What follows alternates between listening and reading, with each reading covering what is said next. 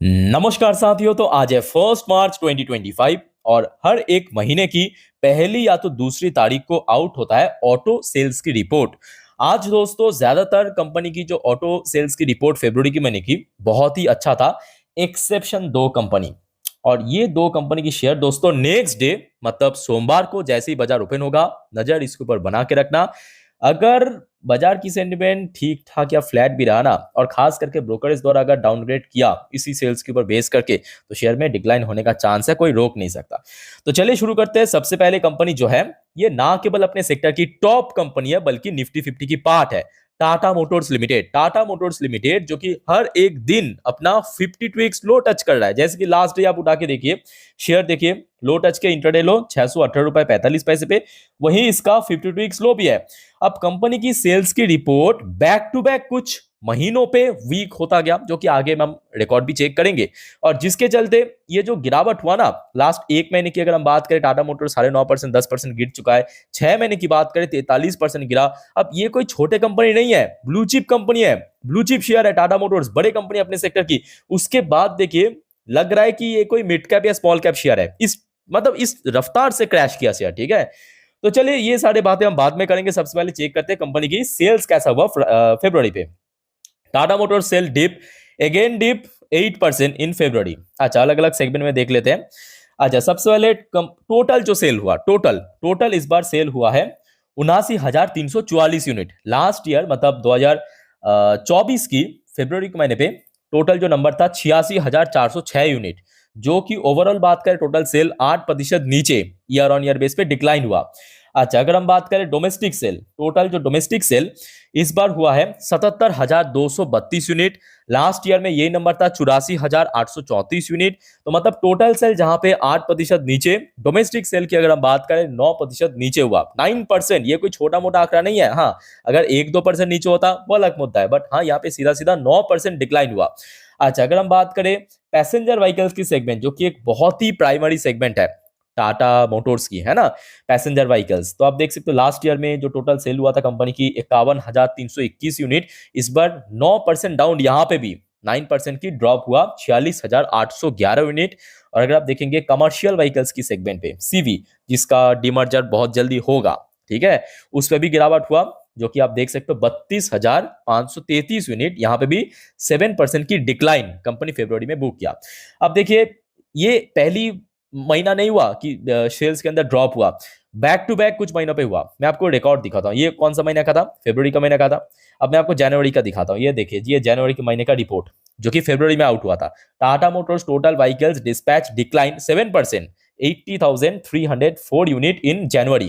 तो आप समझ सकते हो ना, बैक टू बैक कुछ महीनों पे डिक्लाइन हुआ। इसके पहले भी अगर आप चेक करेंगे कुछ बहुत अच्छा नहीं था। ये देखिए, Tata Motors record muted sale in December 2024, जनवरी डिक्लाइन हुआ, फरवरी पे आज डिक्लाइन हुआ, दिसंबर पे भी हमने देखा था एक म्यूटेड ग्रोथ था, म्यूटेड मतलब बहुत ही कम, ना के बराबर। इवन अगर आप देखेंगे नवंबर की जो सेल्स की रिपोर्ट, वो भी बहुत ही कम था, मार्जिनल, ये देखिए मार्जिनल सेल्स अप मार्जिनली।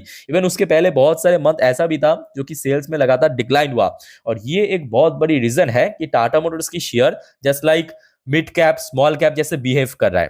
क्योंकि आप देखिए बड़े बड़े कंपनी की शेयर, आप देखिए ना, रिलायंस को देखिए, आप एचडीएफसी बैंक को देखिए, या आप इस ग्रुप में देखिए ना, जो मतलब ऑटो सेक्टर में महिंद्रा को आप देखिए, सुजुकी को आप देखिए, कितना परसेंट टूटा। अब बोलिए देख के 20%, 25%, बट 40%, 45% तो क्रैश नहीं किया ना।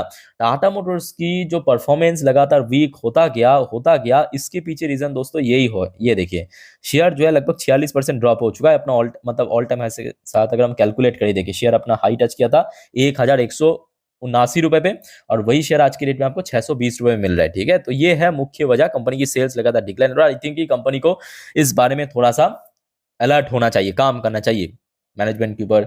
या देखिए आज के डेट में कंपटीशन और बढ़ चुका है, खास करके टेस्ला भारत में आ रहा है ना, तो यहाँ पे एक स्ट्रॉन्ग कंपटीशन देगा टाटा मोटर्स को, महिंद्रा को। तो अगर ये सारे कंपनी अगर अभी तक टेस्ला नहीं था, ये हाल है, टेस्ला आने के बाद क्या होगा। ठीक है, तो आई थिंक टाटा मोटर्स की मैनेजमेंट को भी सोचना चाहिए। खैर, शेयर के बारे में आगे हम बात करेंगे। अच्छा, उसके पहले एक और इंपॉर्टेंट कंपनी है, उसके बारे में भी हम देख लेते हैं। ये भी अच्छी कंपनी है जो कि रिसेंटली बाजार में लिस्ट हुआ था, हुंडई मोटर इंडिया लिमिटेड। अच्छा, वैसे दोस्तों आज इसके अलावा देखिए महिंद्रा की सेल्स की रिपोर्ट भी आउट हुआ, जो कि अमेजिंग था, अमेजिंग, सीरियसली बोला, महिंद्रा इतना बेहतरीन काम कर रहा है ना, पूछो ही मत। इसके अलावा सुजुकी, मारुति सुजुकी का भी रिजल्ट आउट हुआ, जिसके ऊपर ऑलरेडी मैं अपडेट दे चुका हूँ। कहाँ पे दे चुका हूँ? हमारे जो मेन चैनल है स्टॉक मार्केट इंडिया, अगर आपने नहीं देखा, नीचे आपको चैनल की लिंक मिल जाएगा, चेक करके जरूर आना। ओके, अच्छा, हुंडई मोटर इंडिया के बारे में देख लेते हैं। लास्ट डे वैसे ये शेयर में भी गिरावट हुआ था और टाटा की तरह ये भी अपना ऑल टाइम लो के आसपास पहुंच चुका है। आज देखिए इसकी परफॉर्मेंस भी कुछ खास नहीं, बट एटलीस्ट टाटा मोटर्स से बेटर है। टाटा मोटर्स की जहाँ पे 8% की डिक्लाइन हुआ, इसकी लगभग वही 3% के आसपास डिक्लाइन देखने को मिला। Total 58,727 unit. अच्छा, अलग अलग सेगमेंट में आपको बता देता हूँ। अब हुंडई की एक ही सेगमेंट है, मतलब एक तो डोमेस्टिक हो गया और दूसरा जो नॉर्मल है ना।